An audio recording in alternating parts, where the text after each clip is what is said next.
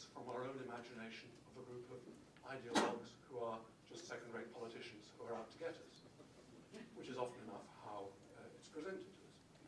No, we're talking about people who are trying to run a very unwieldy, multicultural, international body, which has got people who are barking right and one or two barking left, and a whole lot of people in the middle with different sorts of yapping, which is all of this, the whole time. And the way they do this, maybe not in New Jersey, but in Italy, is by actually allowing the row to go on and having a kind of a decorative, apparent control of it,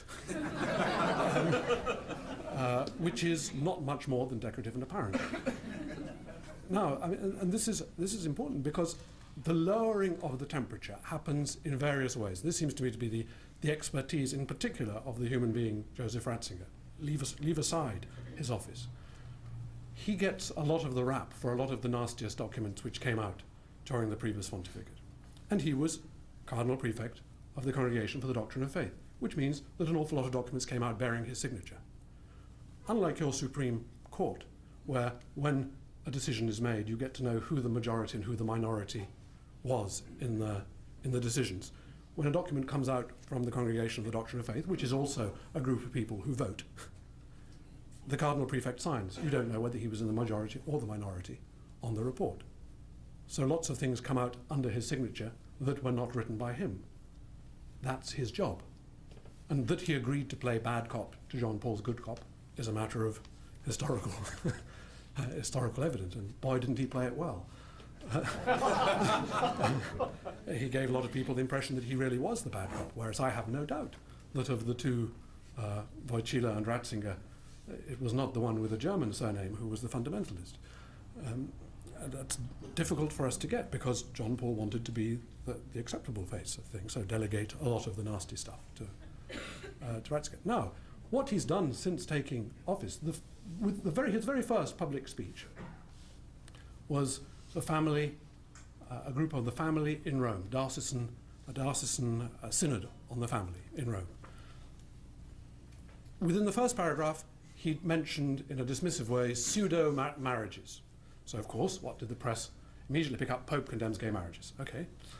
What they failed to do was to read further down in the section on children, where actually he made the point that what the church, he talked about the importance for married life. Married life really is to do with the humanization of desire over time.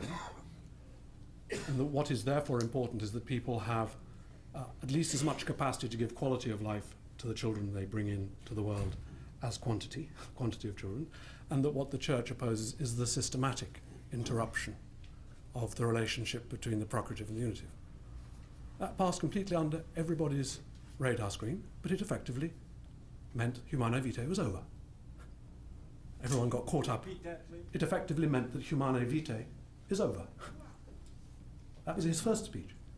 Very right. This is the way. Ratzinger is a very subtle man. You need to read paragraph 17, subsection B, because he knows that his job, turning the ship round, is to keep the appearance of it's always been this way, because that's the way you stop people going into schism, while undoing the screws round the side. Just to give you a little example of that in the latest encyclical. A little paragraph where he says what some people have said is the kind of, it was referred to me as a speed bump in what is unquestionably a very beautiful teaching on marriage, on love. Now, first of all, please remember this point. This encyclical, which has just come out, it's at least as important for what it doesn't say as for what it does. And what it doesn't say is it doesn't affirm any of the whole John Paul picture of the world, which attempted to make Genesis a fundamental structure into which all of humanity must fit, according to John Paul's reading of Genesis. The clunky attempt to try to make science fit into a religious framework is out. And instead of which, we get a reference back to other sources that are not even Christian sources, explaining how things came to be. And then he comes to this. Now Adam finds the helper that he needed. This at last is bone of my bones and flesh of my flesh. Here one might detect hints of ideas that are also found, for example, in the myth mentioned by Plato, according to which man was originally spherical, because he was complete in himself and self-sufficient.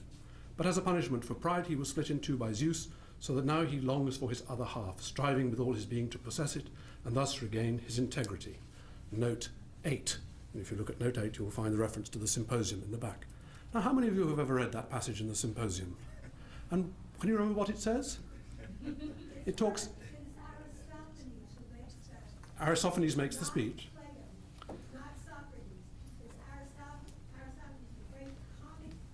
Yes, but Plato is ventriloquizing Aristophanes, because Plato quotes Aristophanes in the text, the Symposium. And what he quotes Aristophanes as saying is that there are some people who are spherical, formed of one part male and the other part female, and there are some people who are spherical, formed of one part male and one part the other part male, and that there are some people who are spherical, formed of one part female and one part female, and that these people will always be looking for their other half. Okay? He actually footnotes this. In other words, and he's introduced, please remember, an outside source as a possible source of interpretation for the Genesis story. This is not a fundamentalist reading of Genesis. There's a phrase in Spanish, which many of you will know. Para buen entendedor, media palabra basta. For a good understander, half a word is all that's needed. That's typical Ratzi. He then goes on, while the biblical narrative does not speak of punishment, he says, it's the idea that only in communion with the opposite sex can he become complete. In other words, he's taking the biblical story, but he's already indicated that the biblical story is not to be read in a prescriptive way, but in a descriptive way. Two aspects of this are important. First, eros is somehow rooted in man's very nature. Adam is a seeker who abandons his mother and father in order to find woman. Only together do the two represent complete humanity and become one flesh. The second aspect is equally important. From the standpoint of creation, eros directs man towards marriage, to a bond which is unique and definitive. Thus, and only thus, does it fill its deepest purpose. Corresponding to the image of a monotheistic God is monogamous marriage. Now, what is it that he is making central to marriage?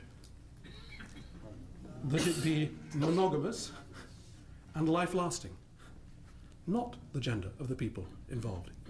He's pushing the line that marriage is not in the first instance about procreation. Procreation doesn't get a word in here. Marriage is now being understood as being something to do with love, which is definitive and unique. In other words, typical Ratzi, the words look the same, the screws in the background are beginning to let things off. In future, remember that all these guys, they're trying to work out ways for them to be able to write the encyclical, which finally says, as the church has always taught. That's